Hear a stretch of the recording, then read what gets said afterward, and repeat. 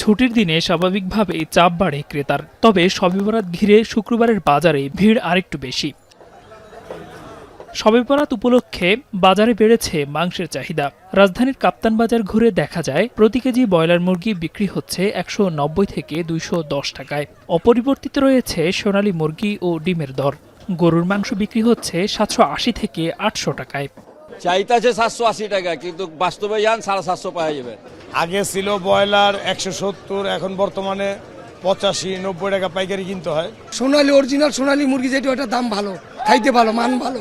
ওটা পরে দেশি সেম ওটা ৩২০ টাকা কেজি চলতেছে এখন। অনেকের ঘরেই হালুয়া রুটির মতো খাবার তৈরি হয় শবে বরাতে, তাই বাজারে বাড়তি চাহিদা থাকে মশলা জাতীয় পণ্য, চিনি, ছোলা, ডাল, গুঁড়ো দুধের। ক্রেতারা বলছেন প্রতিটি পণ্য কিনতে বাড়তি খরচ হচ্ছে তাদের। যারা বাড়াইতে আছে অঙ্গ করা কিছু নাই, অঙ্গ সাধারণ ফ্যামিলিকে কিছু করা কিছু নেই। একে তো ইনফ্লেশনের রেট, তার উপরে প্রতিনিয়ত বাজারের যে মূল্যবৃদ্ধি, এটার কারণে তো সবাই ইম্প্যাক্টেড। রাজধানীর কারওয়ান বাজার ঘুরে দেখা যায় সপ্তাহের ব্যবধানে খুচরা বাজারে আলুর দাম কেজিতে ৫ টাকা বেড়ে বিক্রি হচ্ছে ২৫ টাকায়। এজন্য পাইকারি পর্যায়ে দাম বাড়াকে কারণ বলছেন খুচরা বিক্রেতারা। পাইকারি বাজারে আলুর দাম বাড়ছে, এখন বর্তমানে আগে ২০ টাকা ছিল, এখন আমরা ২৫ টাকা বিক্রি করতেছি।